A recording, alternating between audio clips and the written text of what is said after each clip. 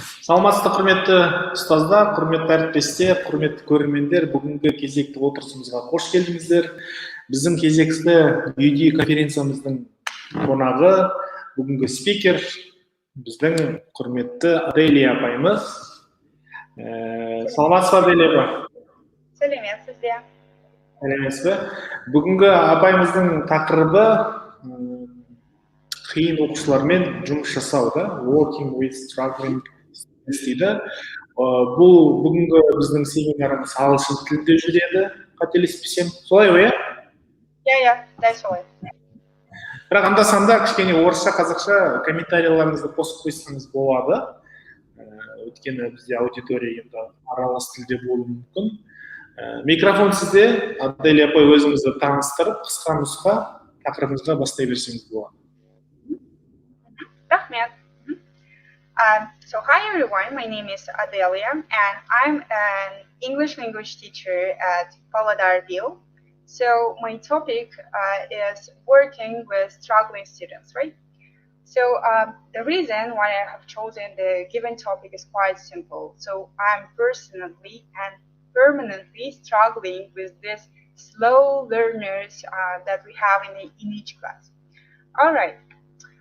So here is a quote that is actually made by me. So I'm permanently struggling with slow learners, as I said, and there were so many times when I assumed that we have worked out all knowledge gaps, but unfortunately the situation occurred again right after another term. So every holiday, let it be autumn, spring, summer, winter, so a list of students who need some extra lessons and help is always waiting for me. So if you are experiencing the same pain, please leave some comments, just let me know. All right, so here we go.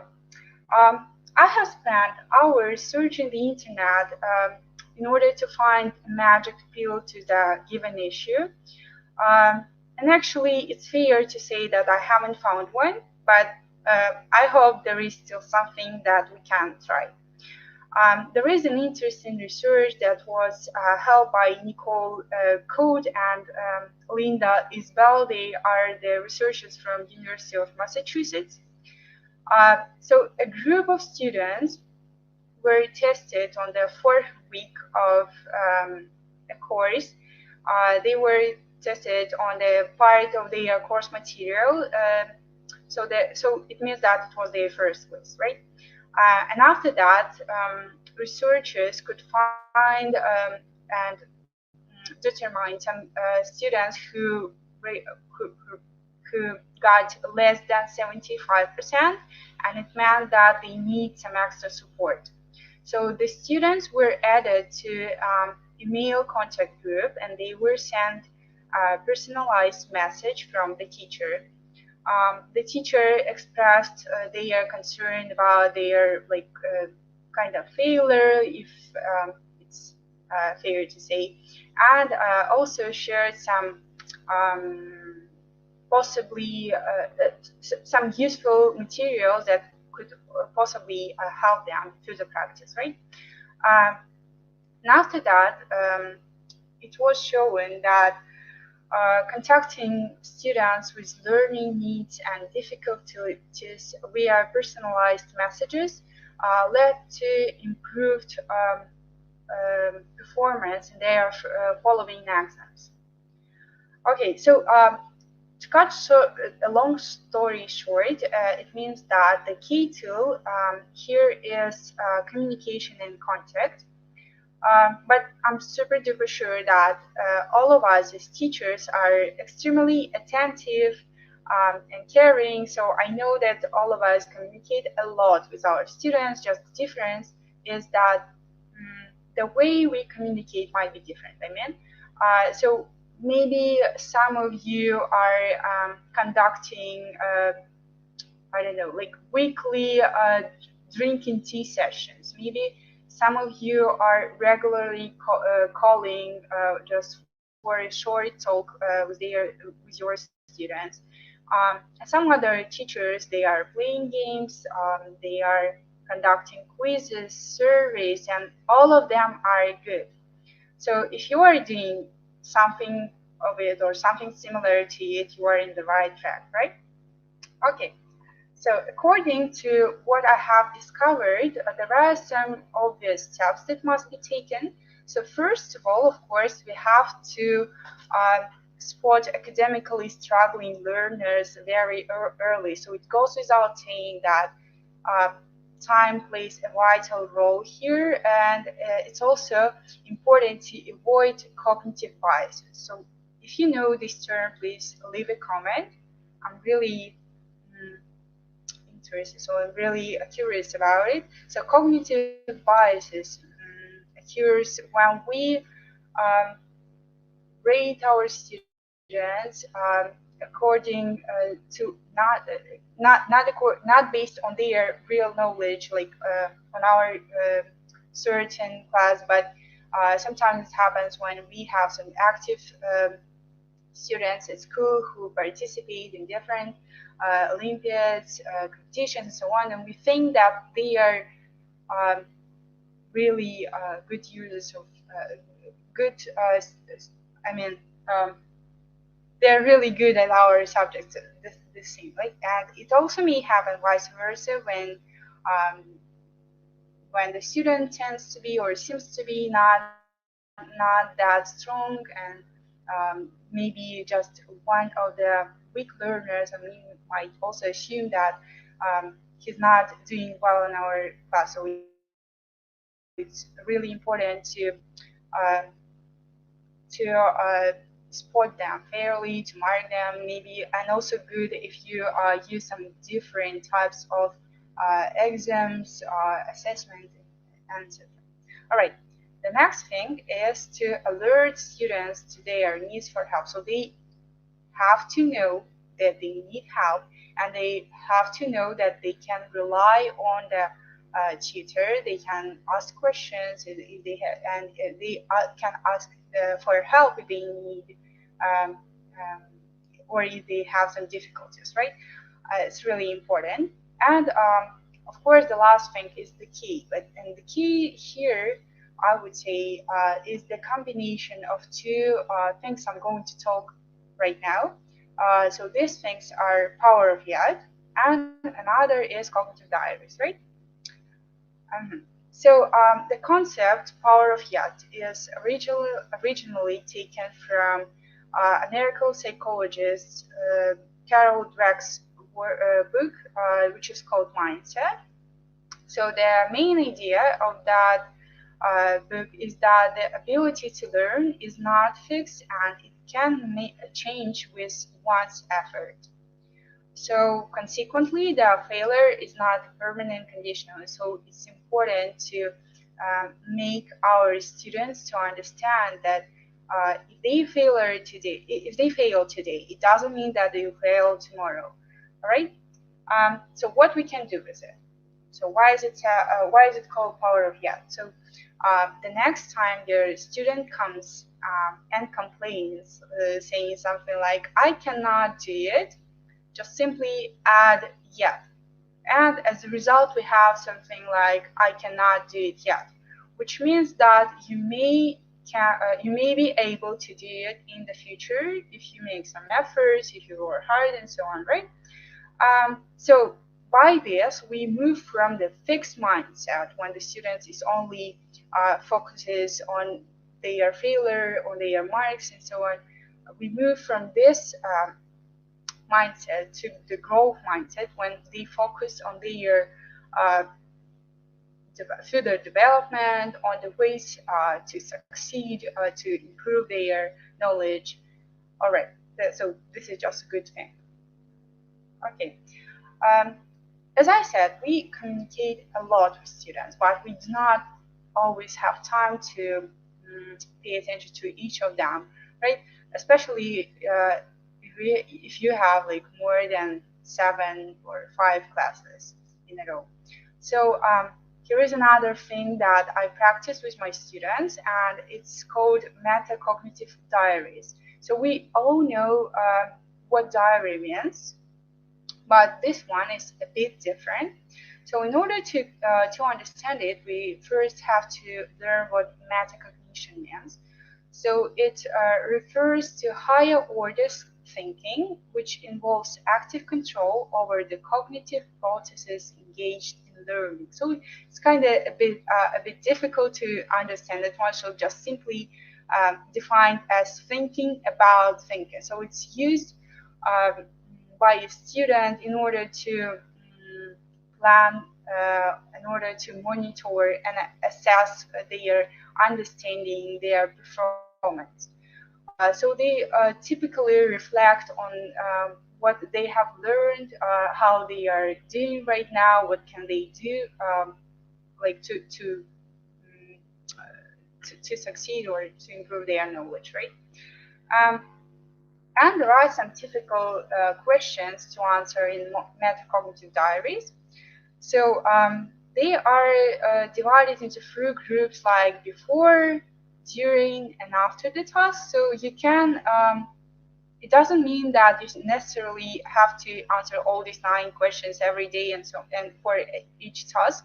It means that as a teacher, you may change the questions, or you may choose only like before phase or after phase and so on. And these questions are simply maybe used as the guidance, as the plan of their reflection. So they write in the form of diary. I mean. So let's just take a look. So before the task, we have some questions like, is this similar to previous task? What to do? What do I want to achieve? What should I do first, and so on. So just refers to planning, refers to contrasting it with some, compare it to some tasks they have done before. And after that, during the practice itself, so am I on the right track, which is a good question, right? What can I do differently, and who can I ask for help?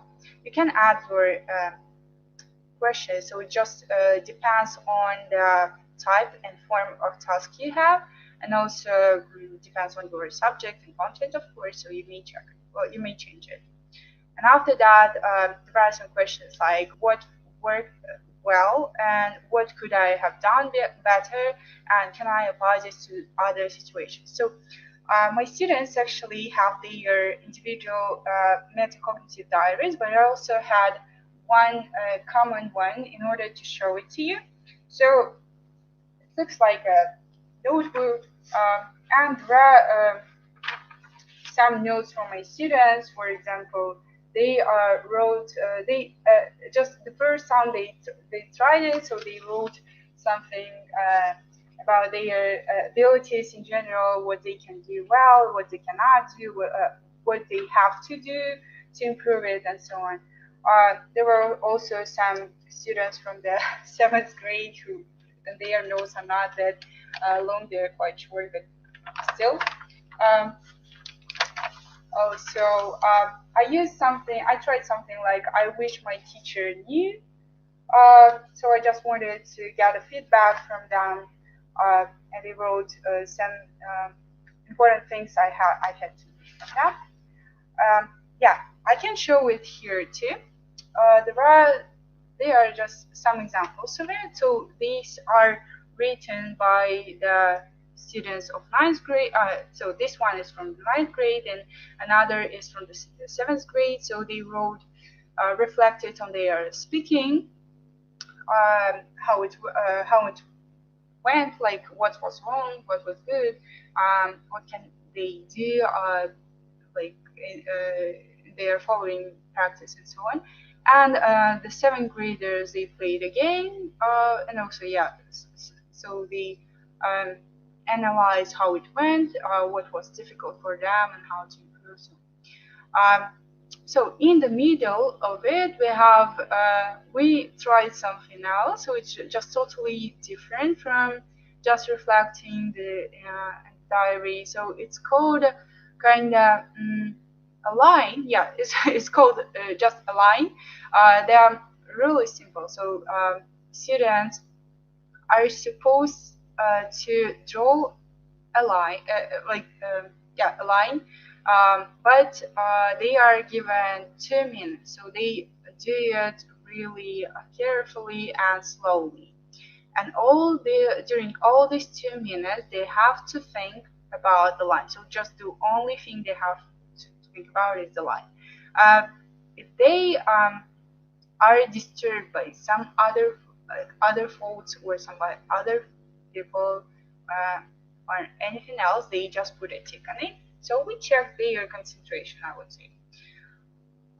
The results are a bit different because the circumstance was different. For example, Fatma and Kirim and Gushahar, they were, as I remember, they were drawing a line in the crowded room during the break time, while Maginur and Rai, they asked me to go to another room. So right. So I mean, this is just fun activity that is can be used by you in your during break time or your just free time after the classes. But what does it show? So in both cases, they analyze their cognitive skills, how they analyze their learning progress, and it helps a lot. To be like, I'm really sure about it because, and also the good thing that you do not spend too much time on it, so you just make your students to get this good habit and like just get used to it and just use it not during your lessons, just some other situations in their life, and I think it's worth it. So I have told you about this one, so Metacognitive diaries. Maybe it's something new for you, and let's try it now. So after this lecture, and after everything what I said, can you compare, can you analyze what you are doing with struggling students? And can you please, in comments, answer the questions. Am I on the right track, and what can I do differently? All right, I will be waiting for your answers for several minutes.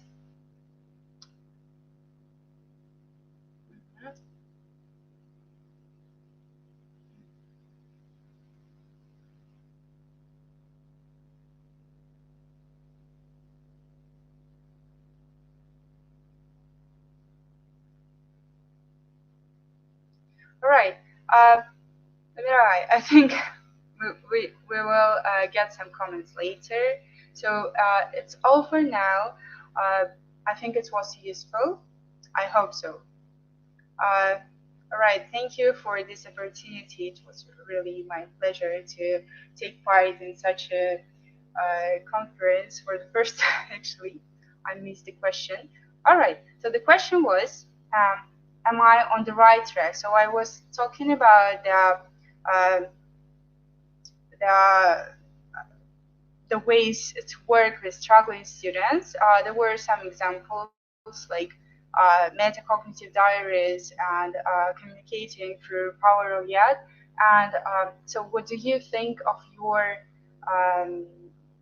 teaching process? Like, are you on the right track with working with struggling students, and what you can do differently? Maybe after this session, if it helped.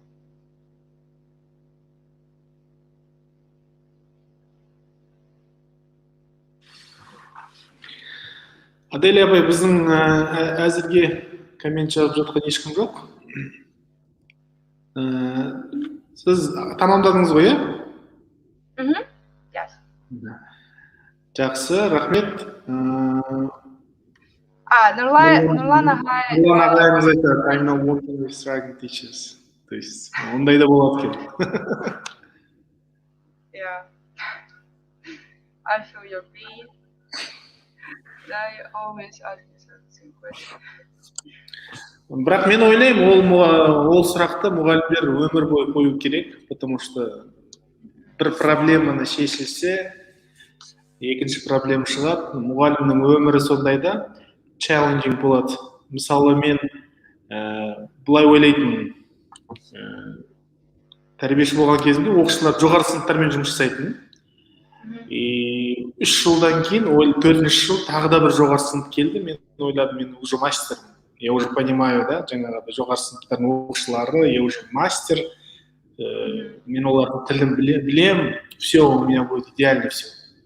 Но нет, 4-ші жылдың өзінде де оқушылар басқаша болды мүлдем.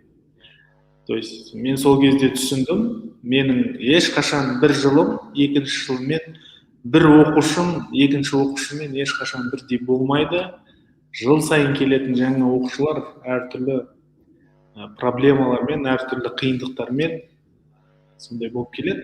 И әрқайсысын бір-бірден жеңу ол мұғалімдіктің нағыз шеберлік талап ететін дүние. Мен де мұғалімдерге әрқашан айтамын, мәселе проблеманы шеше алуда емес, оны шеше алмаған болсаңыз да, мәселе сіз хотя бы соны ойлап, да, хотя бы в мозгу определять, что сізде сондай проблема бар, соны уайымдағанның өзі біраз нәрсеге апаратын сияқты. Сізге рахмет, Аделия, бүгінгі отырыс үшін, бүгінгі әңгімеңіз үшін керемет болды, пайдалы болды деген үміттемін. Бұл записті қарайтын мұғалімдерге де айтармыз, егер де қандай бір сұрақ туындаса, осы видеоның астына жазыңыздар, біздің каналымызға тіркеліп, сұрақтарыңызды қойып тұрсаңыз болады. Аделия апайымыз бір уақыт тапқан кезде кіріп, сіздің сұрақтарыңызға жауап бере алады. Барлығыңызға рахмет, аман болыңыздар, сау болыңыздар. Бүгін тағы біздің 2 отырысымыз бар, сағат 4-те және 5-те. Соларды өткізіп алмаңыздар, бізбен бірге болыңыздар. Сау болыңыз. Сау болыңыз.